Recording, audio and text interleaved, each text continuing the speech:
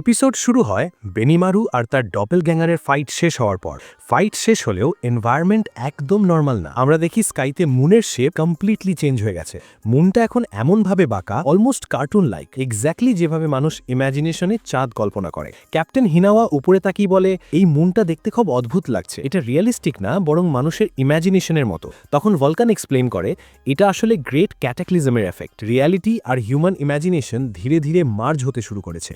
এই কথার মাঝেই কনরো আসে। হিনাওয়া তাকে প্রশ্ন করে, তুমি বলছিলে ওল্ড বস আসলে বেনিমারু ছিল না? কনরো ক্ল্যারিফাই করে বলে, ওটা রিয়েল বেনিমারু ছিল না, বরং একটা ডপেলগ্যাঙ্গার, যেটা মানুষের কালেকটিভ পারসেপশন থেকে তৈরি।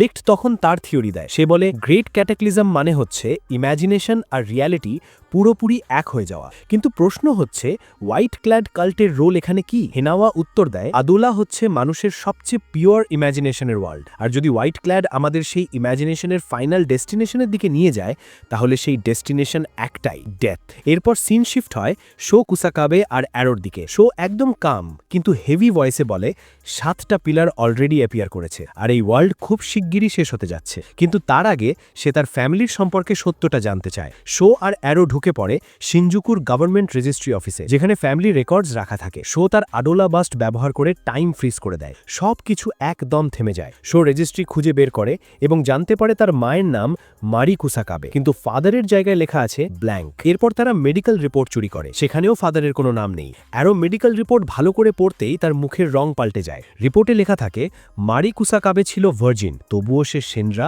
আর শো দুজনকেই জন্ম দিয়েছে। সত্য জানার জন্য তারা যায় সিভিক রিসার্চ সেন্টারে। সেখানে তারা এক বৃদ্ধ রিসার্চারের সাথে দেখা করে। সে বলে, মারি সত্যিই ভার্জিন ছিল, কিন্তু কেউ তার কথা বিশ্বাস করেনি। এমনকি তার নিজের পেরেন্টসও তাকে রিজেক্ট করে দেয়। মারি যখন এই ঘটনা নিয়ে রিসার্চ শুরু করে, তখন গভর্নমেন্ট আর চার্চ একসাথে প্রেশার দিয়ে সব বন্ধ করিয়ে দেয়। শো নিজের মনে প্রশ্ন করে, আমার ফ্যামিলির সাথে আসলে কি হয়েছিল? কেন আমার ভাই শিনরাকে ডেভিল বলা হয়? সে কি ডেভিল হয়ে গেছে, নাকি তাকে ডেভিল বানানো হয়েছে? ঠিক তখনই শোয়ের সাথে ঘটে যায় একটা আডোলা লিঙ্ক। চারপাশ বদলে যায় আর সে পৌঁছে যায় আদোলা ওয়ার্ল্ডে। তার সামনে দাঁড়িয়ে থাকে একটা ডপলগ্যাঙ্গার, তার মা মারি কুসাকাবে।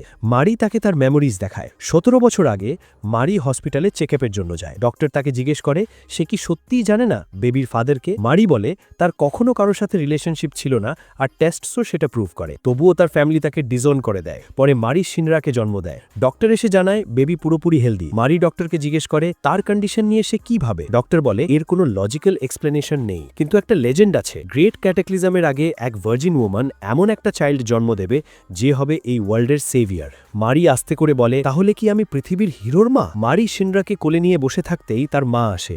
হেড ফিল্ড চোখে সে বলে, এই বেবি আনওয়ান্টেড, এর কোনো ফাদার নেই, আর এই বাচ্চা তোমার জীবন ধ্বংস করবে। মারি কান্নায় ভেঙে পড়ে, কিন্তু শিনরাকে শক্ত করে জড়িয়ে ধরে বলে, তুমি আনওয়ান্টেড না, তুমি হিরো, এই ওয়ার্ল্ডে তোমাকে দরকার। এরপর শো এর জন্ম হয়। ছোট শিনরা বলে সে হিরো হবে আর তার মা আর ভাইকে প্রোটেক্ট করবে। মেমোরি শেষ হয় আর আমরা প্রেজেন্টে ফিরে আসি। শো বুঝতে পারে এই ওয়ার্ল্ড আসলে একবার আগেই ধ্বংস হয়ে গেছে। এখনকার ওয়ার্ল্ডটা পাস্ট হিউম্যানিটির ইমাজিনেশন দিয়ে তৈরি।